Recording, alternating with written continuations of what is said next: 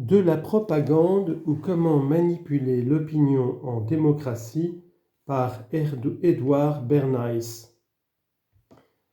1. Organiser le chaos. À ma femme, Doris E. Fleischmann. La manipulation consciente, intelligente des opinions et des habitudes organisées des masses joue un rôle important dans une société démocratique. Ceux qui manipulent ce mécanisme social imperceptible forment un gouvernement invisible qui dirige véritablement le pays. Nous sommes pour une large part gouvernés par des hommes dont nous ignorons tout, qui modèlent nos esprits, forgent nos goûts, nous soufflent nos idées. C'est là une conséquence logique de l'organisation de notre société démocratique. Cette forme de coopération du plus grand nombre est une nécessité pour que nous puissions vivre ensemble au sein d'une société au fonctionnement bien huilé. Le plus souvent, nos chefs invisibles ne connaissent pas l'identité des autres membres du cabinet très fermé auquel ils appartiennent. Ils nous gouvernent en vertu de leur autorité naturelle, de leur capacité à formuler les idées dont nous avons besoin, de la position qu'ils occupent dans la structure sociale. Peu importe comment nous réagissons individuellement à cette situation, puisque dans la vie quotidienne, que l'on pense à la politique ou aux affaires, à notre comportement social ou à nos valeurs morales, de fait, nous sommes dominés par ce nombre relativement restreint de gens, une infime fraction des 120 millions d'habitants du pays, il parle des États-Unis en 1928, en mesure de comprendre les processus mentaux et les modèles sociaux des masses. Ce sont eux qui tirent les ficelles. Ils contrôlent l'opinion publique, exploitent les vieilles forces sociales existantes, inventent d'autres façons de relier le monde et de le guider. Nous ne réalisons pas d'ordinaire à quel point ces chefs invisibles sont indispensables à la marche bien réglée de la vie collective. Théoriquement, chaque citoyen peut voter pour qui il veut. Notre Constitution ne prévoit pas la participation des partis politiques aux mécanismes de gouvernement et ceux qui l'ont rédigée étaient sans doute loin d'imaginer la machine politique moderne et la place qu'elle prendrait dans la vie de la nation. Les électeurs américains se sont cependant vite aperçus que, faute d'organisation et de direction, la dispersion de leurs voix individuelles entre, pourquoi pas, des milliers de candidats ne pouvait que produire la confusion. Le gouvernement invisible a surgi presque du jour au lendemain sous forme de partis politiques rudimentaires. Depuis, par esprit pratique et pour des raisons de simplicité, nous avons admis que les appareils des partis restreindraient le choix à 2 candidats, 3 ou 4 au maximum. Théoriquement, chacun se fait son opinion sur les questions publiques et sur celles qui concernent la vie privée. Dans la pratique, si tous les citoyens devaient étudier par eux-mêmes l'ensemble des informations abstraites d'ordre économique, politique et moral en jeu dans le moindre sujet, ils se rendraient vite compte qu'il leur est impossible d'arriver à quelque conclusion que ce soit. Nous avons donc volontairement accepté de laisser à un gouvernement invisible le soin de passer les informations au crible pour mettre en lumière le problème principal afin de ramener le choix à des proportions réalistes. Nous acceptons que nos dirigeants et les organes de presse dont ils se servent pour toucher le grand public nous désignent les questions dites d'intérêt général.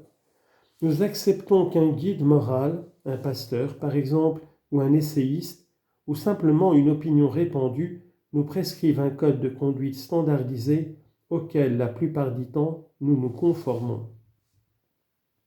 Théoriquement, chacun achète au meilleur coût ce que le marché a de mieux à lui offrir. Dans la pratique, si avant d'acheter, tout le monde comparait les prix et étudiait la composition chimique des dizaines de savons, de tissus ou de pains industriels proposés dans le commerce, la vie économique serait complètement paralysée. Pour éviter que la confusion ne s'installe, la société consent à ce que son choix se réduise aux idées et aux objets portés à son attention par la propagande de toutes sortes. Un effort immense s'exerce donc en permanence pour capter les esprits en faveur d'une politique, d'un produit ou d'une idée. Peut-être serait-il préférable de remplacer la propagande et le plaidoyer pro-domo par des comités de sages qui choisiraient nos dirigeants, dicteraient notre comportement public et privé, décideraient des vêtements que nous devons porter et des aliments que nous devons manger par ceux qui sont les meilleurs pour nous. Nous avons cependant opté pour la méthode opposée, celle de la concurrence ouverte. À nous donc de nous arranger pour que ce modèle fonctionne à peu près bien. C'est pour y parvenir que la société accepte de laisser à la classe dirigeante et à la propagande le soin d'organiser la libre concurrence. On peut critiquer certains des phénomènes qui en découlent, notamment la manipulation des informations, l'exaltation de la personnalité et tout le battage de masse autour de personnalités politiques, de produits commerciaux ou d'idées sociales. Même s'il arrive que les instruments permettant d'organiser et de polariser l'opinion publique soient mal employés, cette organisation et cette polarisation sont nécessaires à une vie réglée. Des techniques servant à enrégimenter l'opinion ont été inventées puis développées au fur et à mesure que la civilisation gagnait en complexité et que la nécessité du gouvernement invisible devenait de plus en plus évidente. Grâce à l'imprimerie et aux journaux, aux chemins de fer, au téléphone, au télégraphe, à la radio, aux avions, les idées se propagent très vite, voire instantanément, à l'ensemble du territoire américain. H. G. Wells perçoit bien les potentialités immenses de ces inventions lorsqu'il écrit dans le New York Times, citation, « Un nouveau monde s'ouvre aux méthodes politiques avec les moyens de communication modernes, la possibilité formidable que nous donne l'imprimerie, le téléphone, la TSF et ainsi de suite, de transmettre des conceptions stratégiques ou techniques à quantité de centres qui coopèrent ensemble, d'obtenir des réponses rapides et d'avoir des discussions efficaces. Des idées, des expressions se voient conférer plus d'efficacité qu'une personnalité, quelle qu'elle soit, et plus de force que l'intérêt partisan. Porté à la connaissance de tous, le projet commun peut être défendu contre la perversion et la trahison. Il peut être élaboré avec fermeté et sur une base très large, sans que son développement soit contrarié par les malentendus personnels, provinciaux ou partisans. » Fin de citation. Ce que dit M. Wells des méthodes politiques vaut pour les méthodes commerciales et sociales, comme pour toutes les formes de l'activité collective. Dans la société d'aujourd'hui, les regroupements et les affiliations ne sont plus soumis à des bornages provinciaux et partisans. Lorsque la Constitution a été adoptée, l'unité d'organisation était la communauté villageoise qui produisait la plus grande partie des biens dont elle avait besoin et puisait ses idées et opinions collectives dans les contacts et les échanges personnels. Maintenant qu'il est possible de transmettre instantanément les idées, quelle que soit la distance et la taille de la population, bien d'autres modalités de regroupement sont venues s'ajouter à cette intégration géographique, au point que des gens partageant les mêmes opinions ou les mêmes intérêts peuvent être associés ou mobilisés en vue d'une action collective, alors qu'ils vivent à des milliers de kilomètres les uns des autres. Il est extrêmement difficile de se faire une idée du nombre et de la diversité de ces clivages caractéristiques de notre société. Ils sont aussi bien sociaux que politiques, économiques, raciaux, religieux ou moraux, avec chacun des centaines de subdivisions.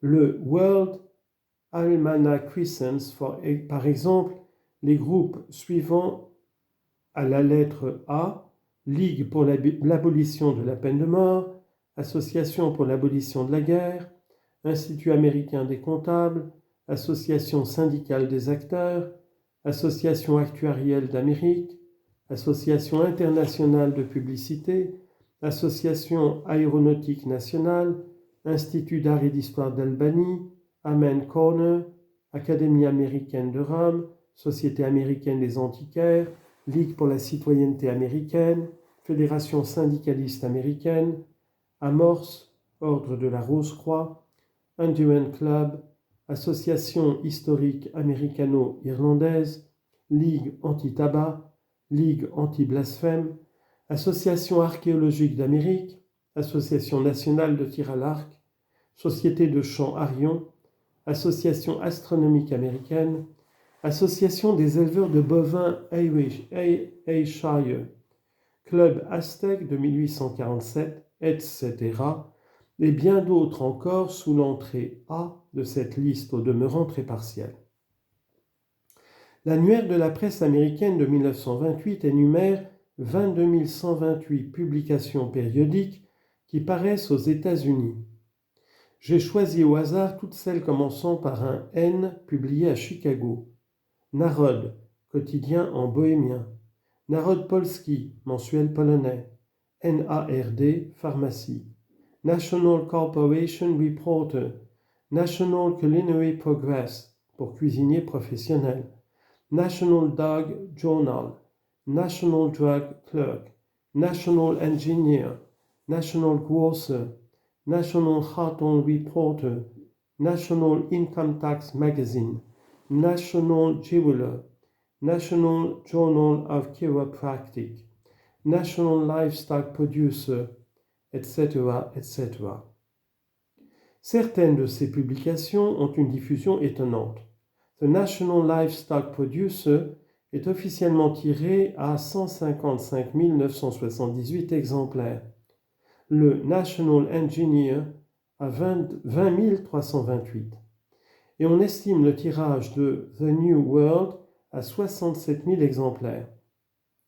La plupart des périodiques recensés, choisis au hasard parmi 22 128 titres, sont tirés à plus de 10 000 exemplaires. Bien que leur diversité saute aux yeux, ils ne donnent qu'une faible idée des clivages innombrables qui traversent notre société et le long desquels circulent en direction de groupes particuliers des informations et des opinions faisant autorité. Selon un numéro récent de World Convention Dates, les différents salons accueillis à Cleveland dans l'Ohio, et ils ne représentent bien sûr qu'une fraction de tous les salons et congrès programmés, sont organisés à l'initiative de l'Association des photograveurs indépendants d'Amérique, l'Association des écrivains de la nature, les Chevaliers de Saint-Jean, la World League, l'Association nationale des vêtements d'extérieur tricotés, les Chevaliers de Saint-Joseph, l'Ordre royal du Sphinx, etc., etc. D'autres congrès professionnels prévus en 1928 devaient notamment rassembler l'Association des fabricants de membres artificiels, l'Association nationale des amateurs de cirque d'Amérique, l'Association américaine de naturopathie, l'Association américaine de tir aux pigeons, etc., etc. Si l'on pouvait répertorier ces milliers d'institutions et d'organisations déclarées, aucune liste complète n'en a jamais été dressée, elle ne représenterait jamais qu'une partie de toutes celles qui existent de manière moins officielle, mais sont pourtant bien vivantes. Dans le club de bridge du quartier, les idées sont passées en revue, les opinions stéréotypées. Les dirigeants affirment leur autorité au moyen de campagnes d'opinion ou en soutenant des productions de théâtre amateurs. Des milliers de femmes appartiennent, sans toujours en avoir conscience, à un cercle qui suit les modes lancés par une personnalité influente. Cette idée, le magazine Life l'exprime sur un mode satirique avec la tirade suivante, réponse d'un Américain à un Anglais, qui trouve admirable qu'il n'y ait dans ce pays ni caste ni distinction entre l'aristocratie et le peuple. Citation.